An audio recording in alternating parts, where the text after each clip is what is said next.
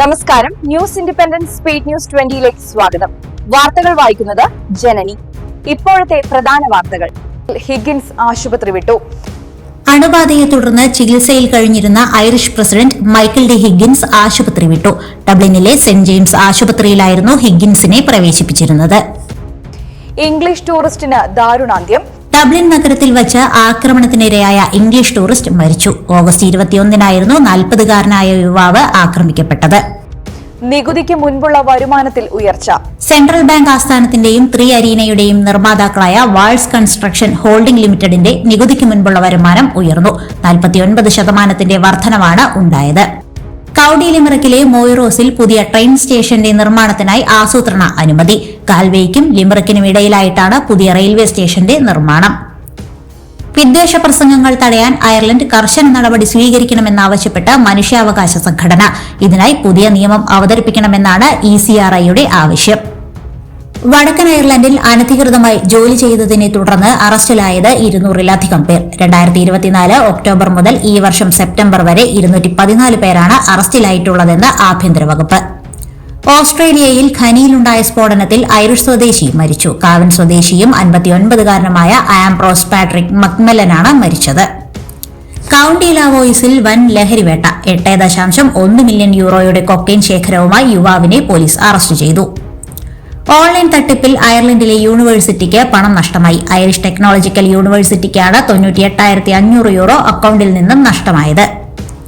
County മീത്തിൽ സ്ത്രീയുടെ മൃതദേഹം കണ്ടെത്തി. കിൽമെസാനിലെ വീട്ടിൽ ഇന്നലെ വൈകിട്ടോടെയാണ് മൃതദേഹം കണ്ടത്. ഇന്ത്യൻ പ്രധാനമന്ത്രി നരേന്ദ്രമോദിയോട് വലിയ ബഹുമാനമാണെന്ന് US പ്രസിഡന്റ് ഡൊണാൾഡ് ട്രംപ്. ഇന്ത്യയുമായി ഉടൻ വ്യാപാര കരാറിൽ ഏർപ്പെടുമെന്നും ട്രംപ്. റിയോ ഡി ജനീറോയിൽ ലഹരി മാഫിയയ്ക്കെതിരായ നടപടിയിൽ പോലീസുകാർ ഉൾപ്പെടെ 64 പേർ കൊല്ലപ്പെട്ടു. 81 പേർ അറസ്റ്റിലായി. ചരിത്രം രചിച്ച് മുർമു. റഫേൽ യുദ്ധവിമാനത്തിൽ പറന്ന് രാഷ്ട്രപതി ദ്രൌപതി മുർമു. അംബാല എയർഫോഴ്സ് സ്റ്റേഷനിൽ നിന്നാണ് യുദ്ധവിമാനത്തിൽ പരിശീലന പറക്കൽ നടത്തിയത്. ശ്രമം വിഫലം. വായുമലിനീകരണം രൂക്ഷമായ ഡൽഹിയിൽ കൃത്രിമ മഴ പെയ്യിക്കാനുള്ള ശ്രമം പാളി. 1.2 കോടിയോളം രൂപ ചിലവിട്ട് നടത്തിയ പരീക്ഷണമാണ് പരാജയപ്പെട്ടത്. തീയതി പ്രഖ്യാപിച്ചു. SSLC പരീക്ഷാ തീയതി പ്രഖ്യാപിച്ചു. മാർച്ച് 5-ന് ആരംഭിക്കുന്ന പരീക്ഷകൾ 30-ന് അവസാനിക്കും. PM ശ്രീയിൽ സമവായം. PM ശ്രീ പദ്ധതി തൽക്കാലം മരവിപ്പിക്കാമെന്ന് തീരുമാനിച്ച CPM നേതൃത്വം. CPIയുടെ എതിർപ്പ് കണക്കിലെടുത്താണ് തീരുമാനം.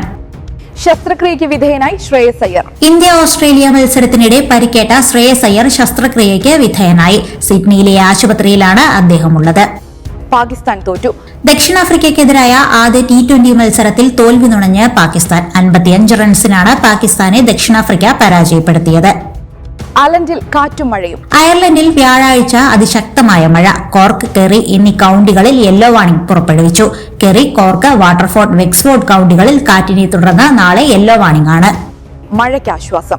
കേരളത്തിൽ മഴയ്ക്ക് നേരിയ ശമനം. നാളെ മുതൽ ഞായറാഴ്ച വരെ ഒരു ജില്ലയിലും മഴ മുന്നറിയിപ്പ് ഇല്ല. കൂടുതൽ വാർത്തകൾക്കും വീഡിയോകൾക്കുമായി newsindependence.com എന്ന വെബ്സൈറ്റും ന്യൂസ് ഇൻഡിപെൻഡൻസ് ഫേസ്ബുക്ക്, ഇൻസ്റ്റഗ്രാം പേജുകളും വാട്സ്ആപ്പ്, യൂട്യൂബ് ചാനലുകളും സന്ദർശിക്കുക. ലൈക്ക്, കമന്റ്, ഷെയർ, സബ്സ്ക്രൈബ് എന്നിവ ചെയ്യുന്ന കാര്യം പരിഗണിക്കുക. നമസ്കാരം.